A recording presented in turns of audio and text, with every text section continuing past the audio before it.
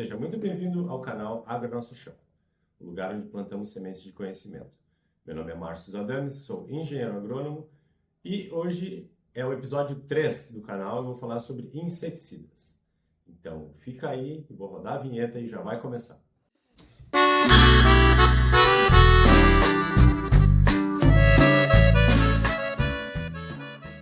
Se você ainda não se inscreveu no nosso canal, é só clicar aqui embaixo no botão inscrever e que você vai se inscrever no nosso canal. Também deixa seu like no vídeo e se tem algum comentário, alguma dúvida, alguma sugestão, fique muito à vontade em inscrever aqui embaixo, tá? Então, hoje vou falar sobre inseticidas. O inseticida, como o nome já diz, ele serve para matar insetos, né? Então, insetos praga de determinadas culturas, que com o avanço da monocultura, né, que a gente vive hoje em dia,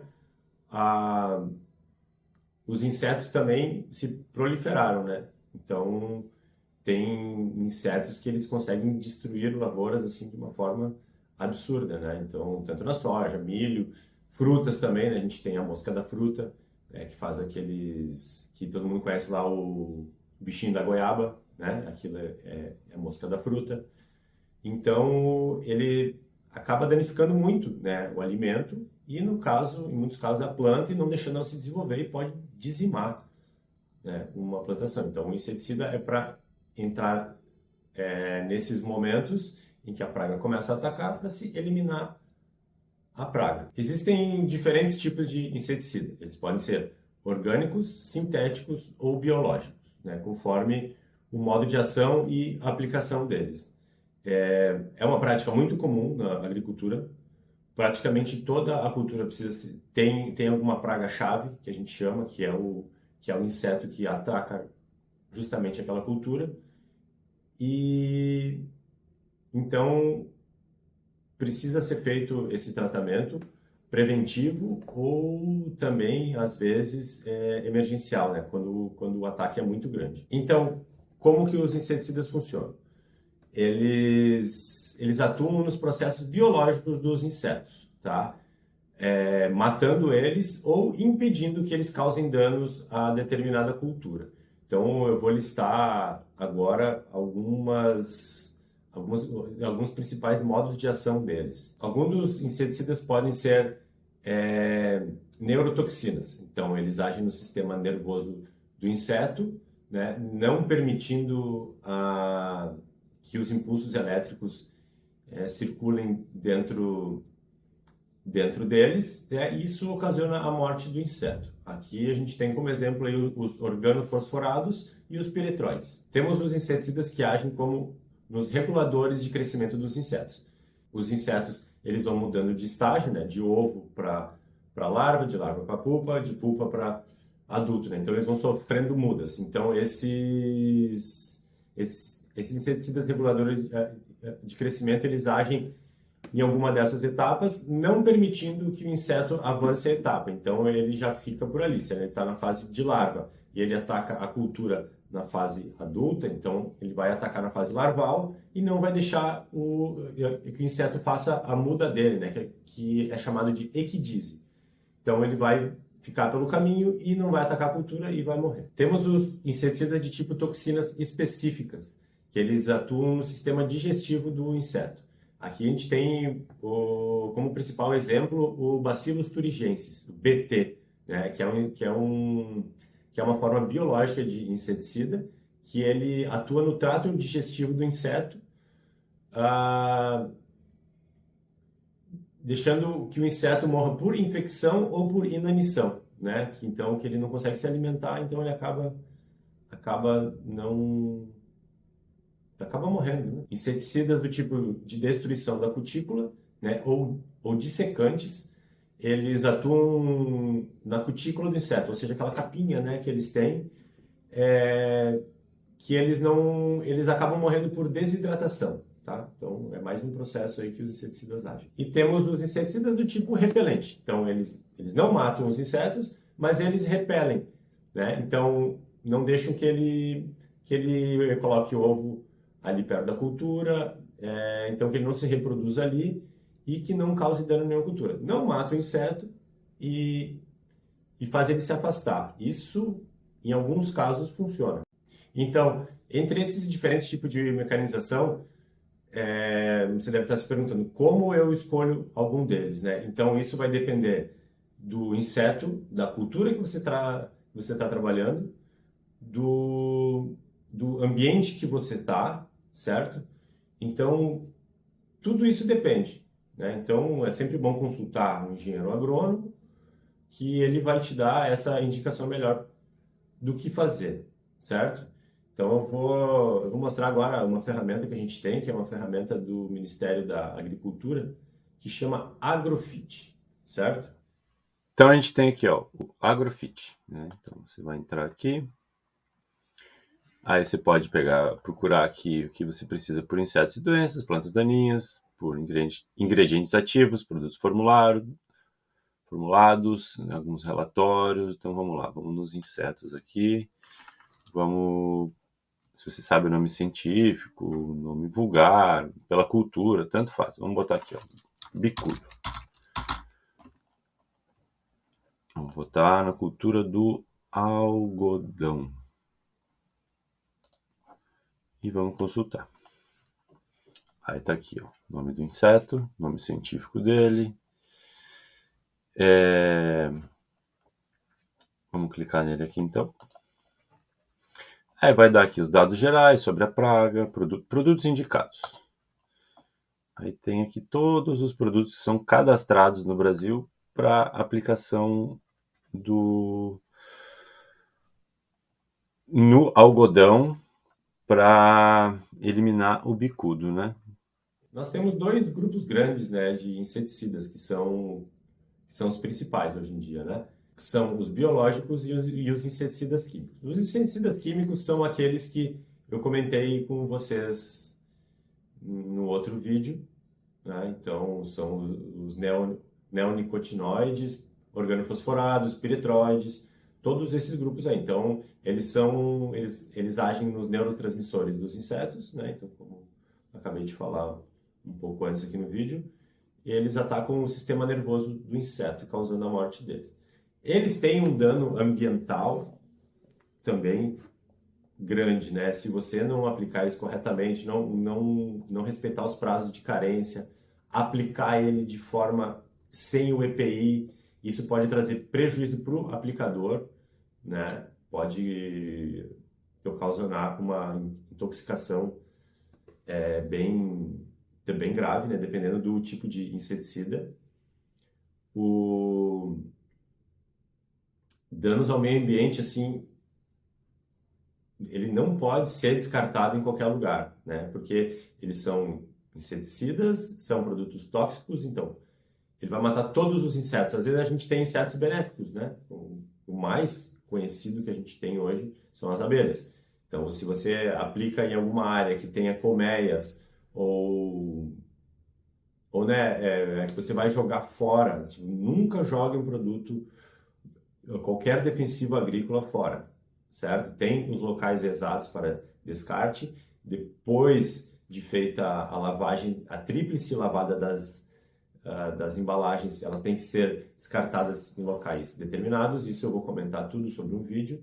Então, eles têm sim um impacto sobre o ambiente, mas se aplicados de forma errônea. Se aplicado tudo conforme direitinho, conforme a bula, conforme a orientação de um engenheiro agrônomo.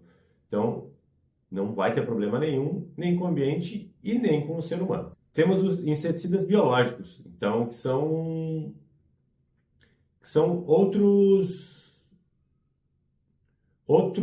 ser vivo que ataca o inseto, né? No caso que a gente tem o Bacillus thuringiensis. Eu não vou falar muito sobre isso porque ele entra também na parte de transgenia, né? E entra bastante na cultura do milho. Vai ter um episódio só sobre a cultura do milho, né? Que chama o milho BT. O Bacillus thuringiensis, que é esse do milho BT, ele vai eliminar as pragas, né? Os insetos por competição ou atacando ele, causando doenças, né? Eu vou entrar mais a fundo nisso num episódio especificamente sobre isso, né? Então, esse BT ele é usado em milho e em hortaliças, né, que eles atacam os nematóides. Os inseticidas afetam o ecossistema. Alguns inseticidas não são seletivos, né? Então eles matam todo e qualquer inseto. Então a gente tem que ter um cuidado na época de aplicação, tem que trabalhar com rotação de culturas para quebrar o ciclo de desenvolvimento dos insetos. Tem que ter muito cuidado na aplicação, tem que se trocar constantemente o produto para determinado inseto, para não desenvolver neles a resistência ao produto, como a gente já tem vários já, né? Foi aplicado indiscriminadamente o mesmo produto, já que ele era eficiente, só que isso ocasionou uma pressão de seleção natural sobre a população de insetos e surgiram organismos resistentes, né? Então tem insetos já resistentes a vários produtos. Isso também eu vou entrar mais a fundo quando for falar de resistência a produtos, né? Que tem resistência hoje de plantas resistentes a glifosato, né? Que insetos resistentes a piretroides, organofosforados, fungos resistentes também. Então é só uma breve explicação aqui, porque eu vou entrar mais a fundo nisso em outros episódios. Para fixar um pouco mais, né, em você, agricultor ou trabalhador rural, a importância do uso do EPI, né, equipamento de proteção individual. Bota, roupa, luva, máscara. Os inseticidas são muito tóxicos para o ser humano, né? Eles são tóxicos para o ser humano porque eles atuam nos neurotransmissores. Então, a gente tem algumas estruturas parecidas com os insetos, né? Então, pode ocasionar doenças graves nos seres humanos e intoxicações graves, né? Como já ocorreu. Se você trabalha com agricultura, você deve conhecer algum caso já de alguém que se intoxicou com inseticida. O cheiro deles é bem forte, é bem característico, né? Então, sempre usar o EPI quando for aplicar. Qualquer produto agrícola, mas principalmente ter muito cuidado com os inseticidas. O inseticida, então, você tem que seguir o período de carência adequado para cada inseticida, né? Vai ter problema para quem consome o alimento? Não, muito difícil mesmo, porque se você respeitar esse período de carência, esse princípio ativo ele vai ser degradado em outro princípio que já não vai ser mais tóxico, né? Então, alguns são persistentes no meio ambiente, no solo, né? Mas também não é muito tempo. Mas com relação assim, que a gente tem mais, você vai comer lá um produto que é a base de soja que tem inseticida, não tem problema nenhum. Um óleo de soja. Você vai comer um açúcar em que foi aplicado inseticida na cana, não tem problema nenhum. Você vai comer uma maçã que foi aplicado inseticida, não vai ter problema nenhum para você que está consumindo esse alimento. Então, eles são tóxicos? Sim, são tóxicos, mas são tóxicos para os insetos e para quem aplica eles de forma errada. Se você aplicar eles de forma correta e não armazenar eles também em local adequado, manter longe de crianças, de animais domésticos, tudo isso, toda a recomendação que tem na bula, né? E não despejar em rios, é óbvio, porque além de ele ser tóxico para os peixes e para os animais marinhos, é um desperdício de dinheiro, né? Eles são caros. Defensivos agrícolas são produtos caros, são muito caros. Então você não vai estar jogando um produto fora. Ou você tem que ter um planejamento sempre adequado para não sobrar muito produto. Às vezes sobra um pouquinho, né? Mas não para sobrar muito. Então tem toda esse planejamento que deve ser feito antes das lavouras. Tem muitos profissionais que estão habilitados para isso, né? Que são os engenheiros agrônomos. Muitas vezes trabalham em revendas, né? Então você pode pedir esse auxílio para eles. Tem tantos hectares, quanto é que eu aplico? Quem já trabalha com isso, quem já é agricultor, tem isso já bem definido, né? Mas talvez você esteja iniciando ou queira saber um pouco mais, então é sempre bom procurar uma orientação técnica. de um profissional habilitado para isso, que é o engenheiro agrônomo, repetindo. Algumas tendências para o futuro dos inseticidas, né? Então, a tendência é que eles sejam produtos menos tóxicos, né? E menos agressivos ao meio ambiente. A gente sabe que tem muito problema com inseticida na diminuição dos insetos polinizadores, abelhas, joaninhas, algumas moscas também, né?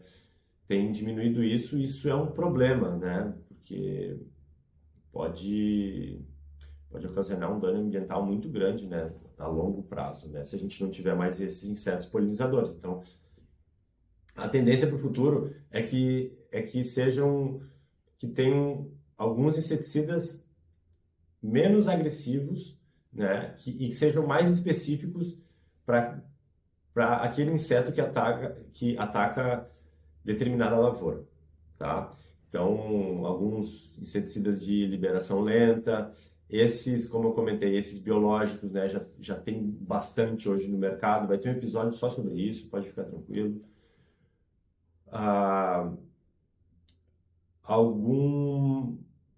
Alguma parte de engenharia genética, né, como para a gente diminuir população de insetos, né? No caso aí a gente tem exemplos, né, de soltura de machos estéreis. Então, ele foi geneticamente modificado em laboratório para ele ser estéril, né? Então, só machos. Vamos dar exemplo assim, o mosquito, né? Então, só mosquito macho foi modificado para ele ser estéril. Então, ele vai acasalar com a fêmea e por ele ser estéril, a fêmea não vai botar ovos, né? E o que vai acontecer com a fêmea depois que ela bota os ovos? Geralmente ela morre, porque esse é o processo o processo evolutivo dos insetos, né? Eles nascem, crescem, evoluem, se reproduzem e morrem. Então, com o macho estéril, solto em áreas agrícolas ao longo do tempo, né, vai se diminuindo a taxa populacional desses insetos. Então, é uma alternativa bem boa, bem segura, né, não vai ter problema nenhum. E porque tem insetos que eles não têm muitas outras funções dentro daquele ecossistema ali, né? Muitas vezes é um inseto que vem de outro lugar e que veio junto com a cultura lá há muito tempo atrás, veio junto com as primeiras sementes, né? Então tem toda essa parte também. Então, ali dentro desse ecossistema específico, ele não tem nenhum papel a não ser prejudicar a plantação, né? Então, esse é o futuro, né? Que tem esses produtos mais biológicos, menos agressivos ao meio ambiente e menos tóxicos, né? Então, pessoal, já fica o convite aqui para você para assistir o próximo episódio. Eu vou falar sobre fungicidas e vai ser mais ou menos nos moldes desse episódio aqui, tá? Vou explicar um pouquinho sobre fungicidas. E, novamente, eu queria pedir para você para se inscrever no canal e deixar seu like e compartilhar esse vídeo. Se você tem alguma dúvida, alguma sugestão ou algum comentário para fazer sobre isso, alguma curiosidade, alguma outra coisa, ou alguma coisa que eu esqueci de falar aqui no vídeo, deixa seu comentário aqui embaixo. Eu vou responder, sim, bem rápido.